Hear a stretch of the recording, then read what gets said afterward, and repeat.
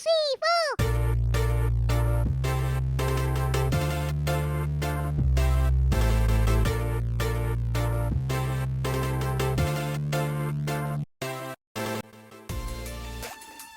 Halo teman-teman, bagaimana kabar teman-teman semua? Semoga kalian sehat and happy selalu.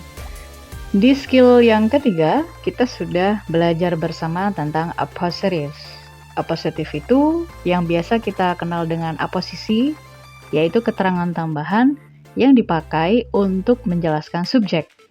Dan aposisi bisa diletakkan setelah subjek atau sebelum subjeknya. Kalau setelah subjek, biasanya ada 2 koma yang mengapit frasa aposisinya, sedangkan sebelum subjek hanya terpisah oleh 1 koma. Nah, sekarang aku akan sharing hasil belajarku di skill yang keempat. Be careful of present participles. A present participles is the ing form of the verb. Talking, playing, singing, dan seterusnya. Jadi, present participle itu adalah istilah atau nama lain dari kata kerja yang bentuknya pakai ing. Dalam soal TOEFL, biasanya present participle ini bisa bikin kita bingung. Kenapa? Karena present participles itu can be either a part of the verb or an adjective. Jadi present participles yang bentuknya pakai ing bisa sebagai kata kerja atau fungsi yang lain sebagai kata sifat. Makanya terkadang bisa jadi kita bingung menentukan mana kata kerja yang sebenarnya.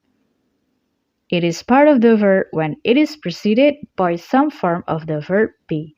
Dia adalah kata kerja kalau didahului oleh bentuk be. Jadi kalau ada kata kerja be, kayak di sini ada contohnya, the man is talking to his friend. Jadi sebelum pakai ing, itu ada be-nya. Be itu ya is mr, was were, bisa pakai be atau pakai been misalnya. Nah, kalau ada be di sebelum bentuk ing, maka itu adalah kata kerja. In this sentence, talking is part of the verb because it is accompanied by is. Jadi, kalau kita temukan ada be-nya, maka dia adalah kata kerja.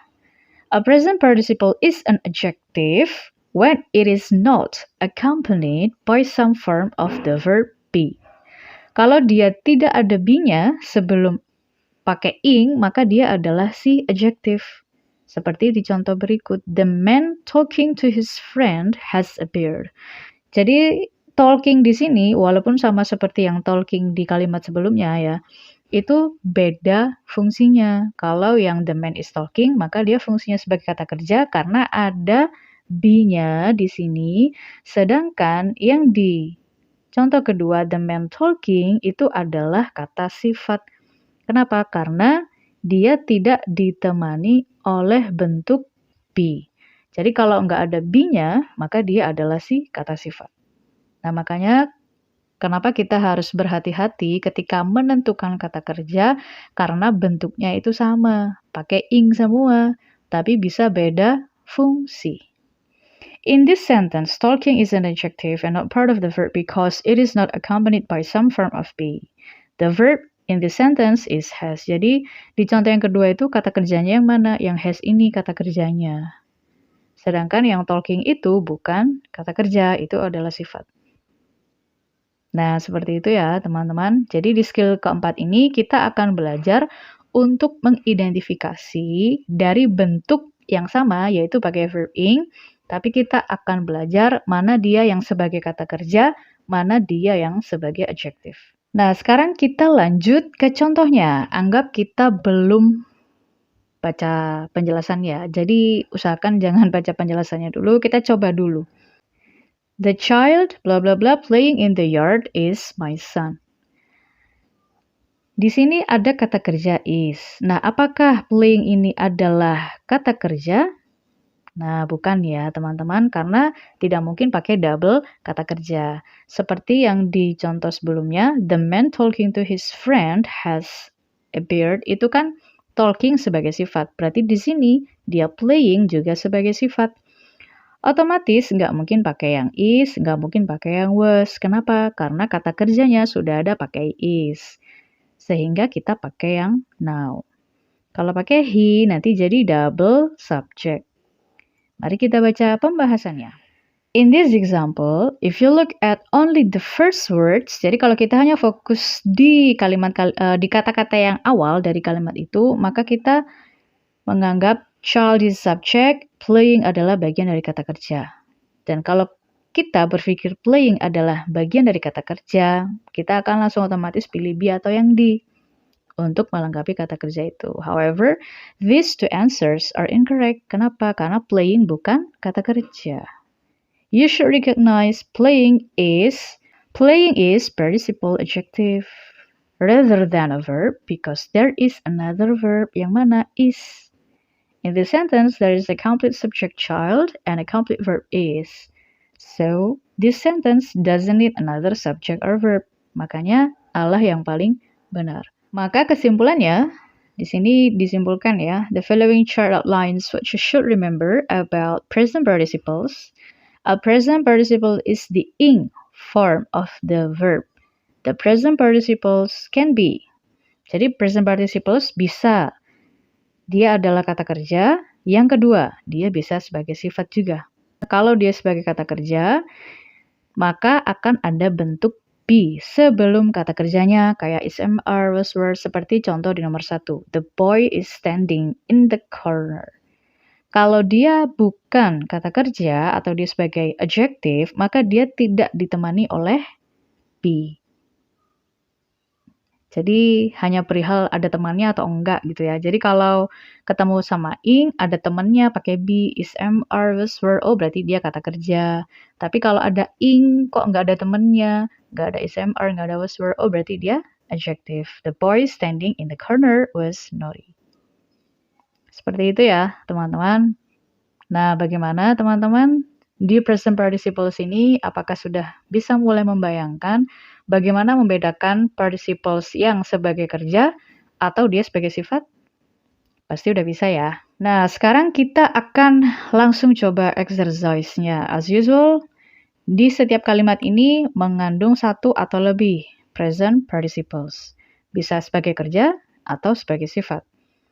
Circle the present participles and label them as adjective or verbs, then indicate if sentence are correct or incorrect. Jadi, kita akan melingkari mana yang sifat, mana yang kerja. Contoh yang pertama, the companies offering the lowest prices will have. Will have itu kan kata kerja ya. Oh, berarti offering di situ dia bukan sebagai kata kerja. Dan kita tidak menemukan ada be-nya juga, nggak ada SMR. Oh, berarti dia adjective, maka dia benar. Contoh yang kedua, those travelers are completing their trip on Delta should report. Nah, should report itu kan juga kata kerja. Are completing juga kata kerja. Loh kok jadi dua kata kerjanya? Kan nggak mungkin. Nah, that's why nomor 2 salah.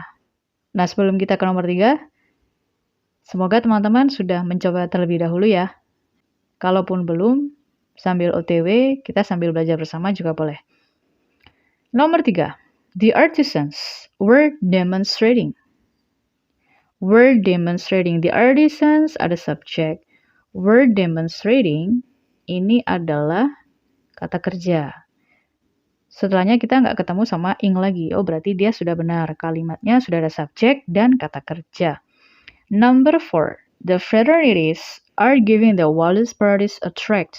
Nah, ini kan subjek ya, teman-teman. Are giving. Kalau kita lihat ya, mesti dia kata kerja. Attract, tapi di sini juga ada kata kerja lagi. Loh kok jadi double kata kerjanya? Nah, di sini dia menjadi salah. Karena tidak mungkin pakai dua kata kerja. Karena kita masih membicarakan one clause, one subject, one verb. Makanya berhati-hatilah kalau kita ketemu sama participles. Number 5, the first team winning 4 games is awarded. Nah, di sini ada pakai ing. Ada pakai ing. Apakah ini kata sifat? Ini yes, ini kata sifat ya. Yang ini baru dia kata kerjanya. Berarti dia sudah benar. Karena winningnya tidak ditemani oleh be. Nggak ada SMR, nggak ada was were, jadi aman. Number 6, the speaker was trying. Was trying, ini kan kata kerja ya. Tapi di sini ada kata kerja lagi, was interrupted. Oh, berarti salah dong. Gitu kan? Karena dia jadi double kata kerjanya. Nah, karena trying-nya ada be-nya, berarti kan kita melogikakannya ini verb. Tapi setelahnya ada verb lagi, was interrupted, bentuknya pasif. Was trying itu kan kata kerja, tapi di situ ada was interrupted, ada kata kerja lagi. Kok ada dua kata kerjanya? Jadi nggak mungkin. Number 7. The fruits were rotting because of the moisture in the crates carrying them. Were rotting. Nah, ini kan kata kerja ya, karena ini subjek kata kerja. Di sini ada bentuk ing, tapi tidak ditemani oleh bentuk be, maka dia sudah benar. Carrying-nya nggak ada be-nya, nggak ada SMR sebelumnya. Sedangkan yang di rotting itu ada were-nya, berarti dia adalah kata kerja. Any students desiring, nah kalau nggak ada be-nya berarti ini apa teman-teman? Ya ini adjektif ya. Official transcript should complete. Nah di sini ada kata kerjanya, berarti sudah memenuhi subjek dan kata kerja berarti benar. Number 9, the advertisements were announcing the half-day sale received. Were announcing, ini kan pakai ing, terus ada be-nya, berarti kan dia verb. Setelah itu di sini kok ada kata kerja lagi ya, received. Oh, berarti ini jadi double dong kata kerjanya, maka tidak mungkin dia salah. Nomor 10, the last one, the spices flavoring the meal. Flavoring, ada pakai ing, tapi nggak ada be-nya. Oh, berarti dia sifat nih. Terus di sini ada were, ada kata kerja. Oh, berarti aman, dia benar. Jadi yang benar ada di nomor 1, 3, 5, 7, 8, 10. Sisanya salah. Nah, jadi bagaimana teman-teman? Sudah bisa membayangkan ya bagaimana kita membedakan present participles yang sebagai kata kerja atau dia sebagai sifat. Yang paling simpel adalah kita lihat ada be-nya atau enggak. Ada is, am, are, was, were-nya enggak. Kalau itu ada, maka dia adalah kata kerja. Kalau kita tidak menemukan is, am, are, was, were-nya, maka dia difungsikan sebagai adjective. Simpel kan?